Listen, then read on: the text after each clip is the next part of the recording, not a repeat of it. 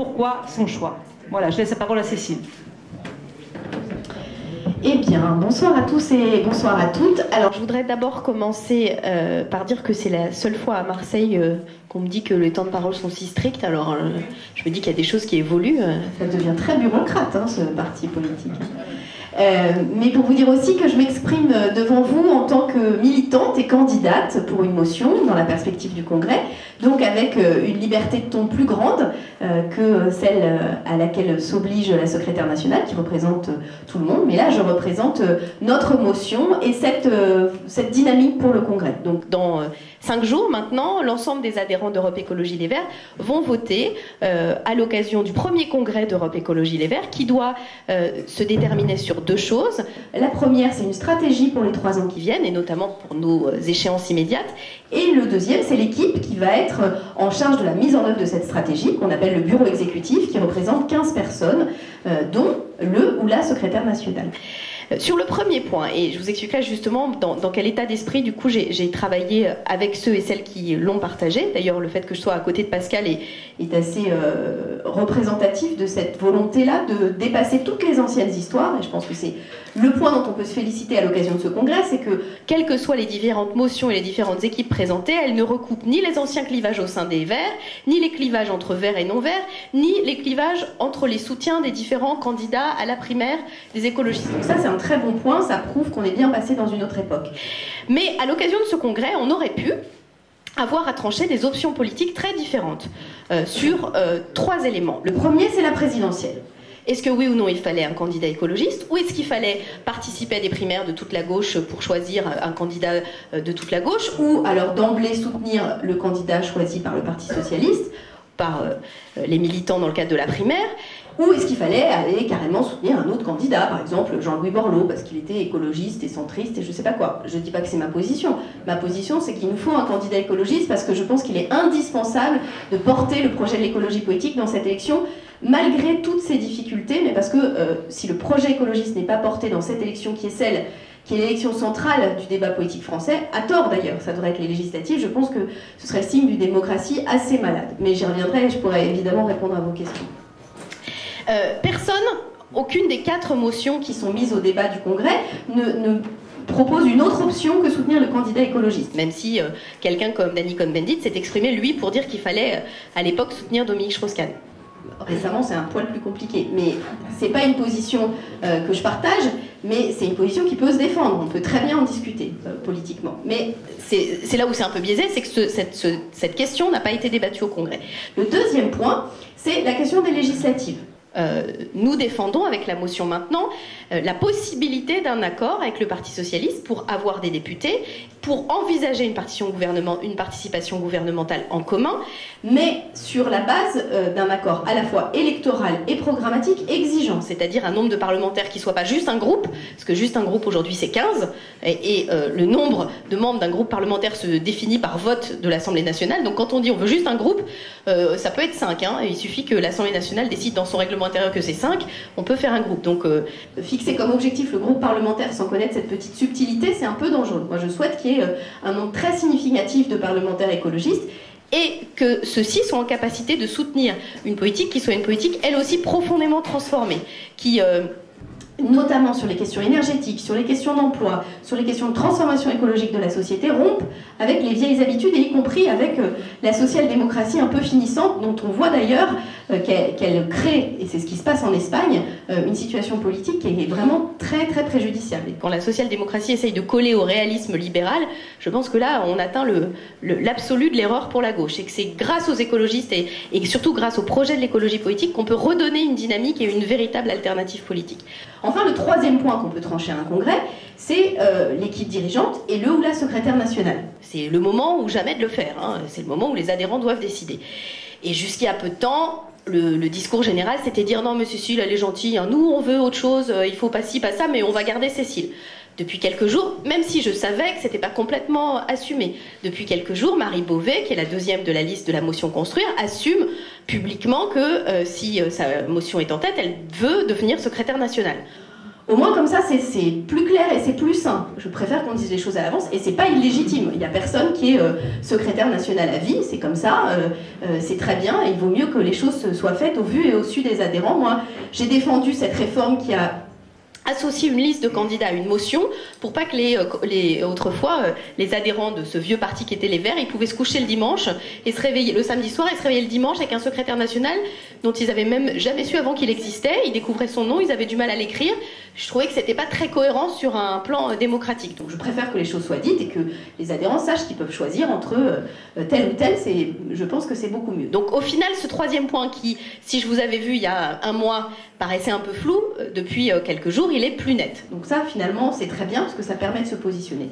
Dans ce cadre-là, dans ce cadre j'allais dire, de vision collective assez largement partagée des objectifs stratégiques, moi j'ai fait partie de ceux qui se disaient, après 2 épisodes du rassemblement, notamment les européennes et les régionales, on a réussi à pas trébucher à l'issue, on a réussi à relancer la machine pour réussir la fusion et la création d'Europe Écologie Les Verts. Ou ensuite on a réussi cette échéance des cantonales, qui est une échéance très difficile pour des écologistes.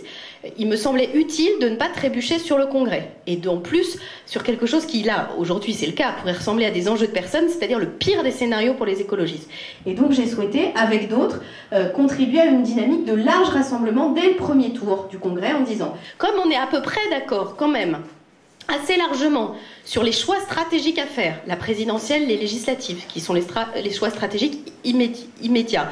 Après 2012, on aura la possibilité d'avoir un congrès extraordinaire. Je ne sais pas si on a encore perdu, si on a fait 1,57 à la présidentielle, si Sarkozy est réélu, peut-être qu'il faudra qu'on se pose la question des moyens, de l'orientation politique, de tout ça. C'est une évidence. Si on a gagné aussi, hein, et si par ailleurs le président de la République est écologiste, peut-être qu'il faudra aussi qu'on se dise comment on s'organise, parce que peut-être qu'on n'avait pas complètement anticipé. Hein.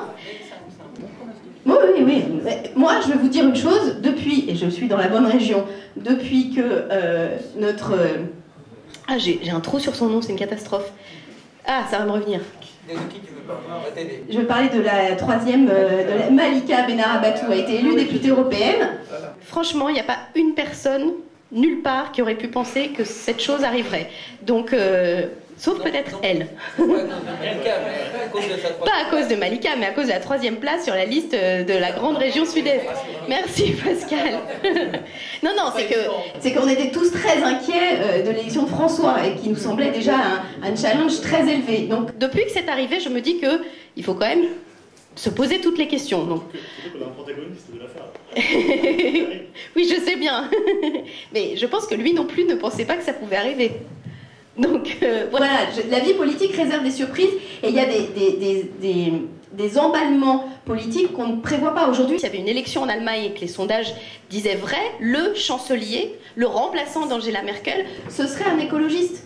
Qui aurait pu croire ça il y a quelques mois? Enfin, il y a des situations politiques qui évoluent parce que la réalité rattrape la politique, parce qu'au final, ce qui fait la force et ce qui fera la force d'Europe Écologie Les Verts, ce sont ses propositions, c'est son projet, c'est ça qu'il faut défendre.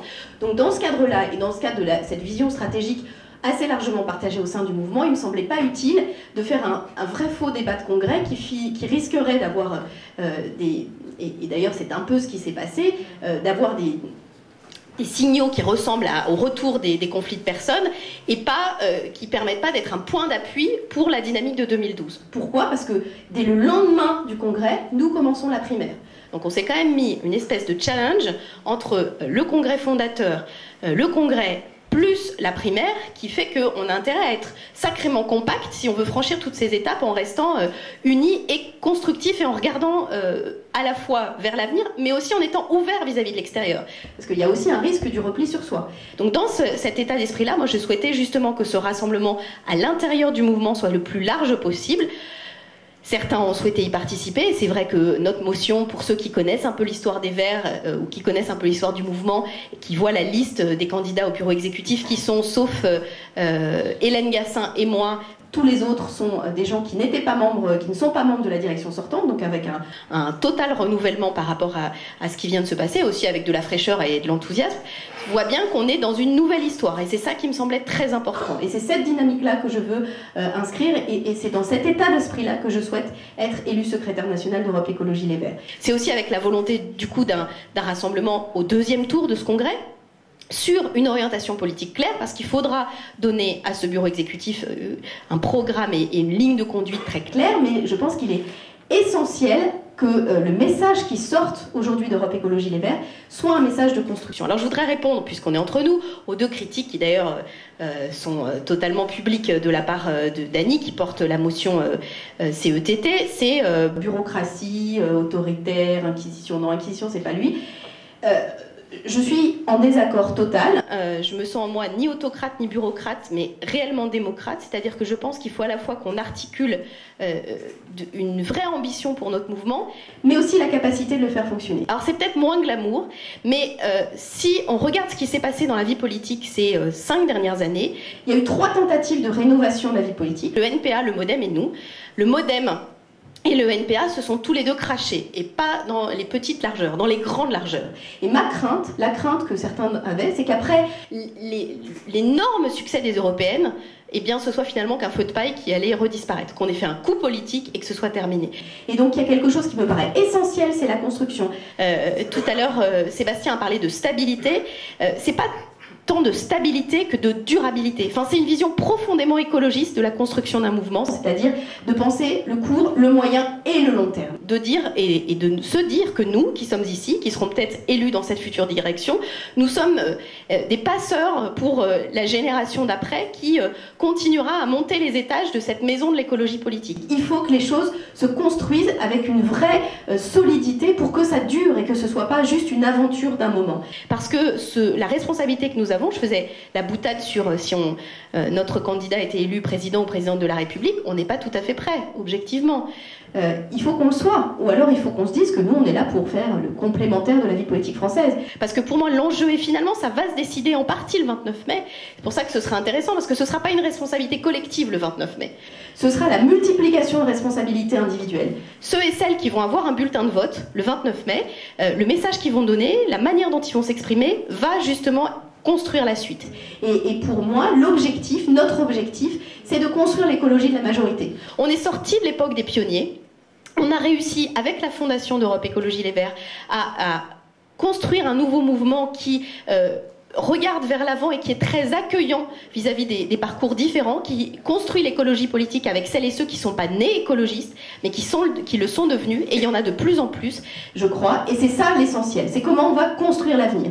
Après, ça se traduit concrètement avec une orientation politique et aussi avec une équipe. Et la bonne nouvelle, c'est que justement, comme Europe Écologie Les Verts n'est pas autocrate, c'est que ce sont les adhérents qui vont décider dimanche prochain.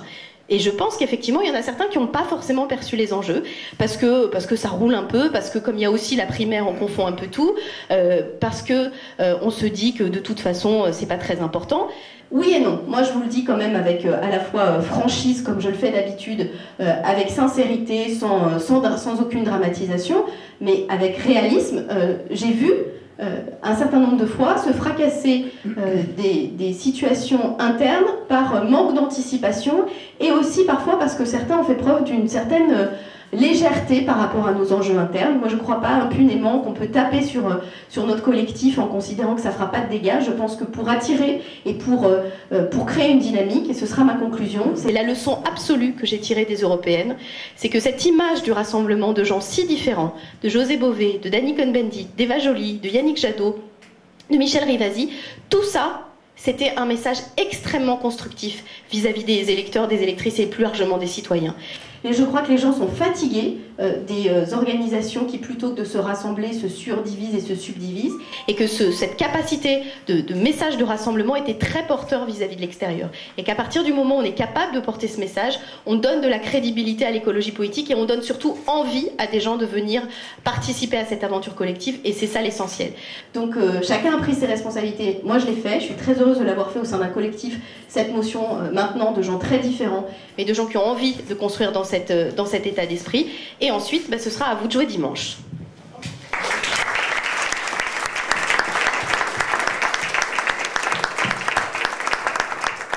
respecter le temps.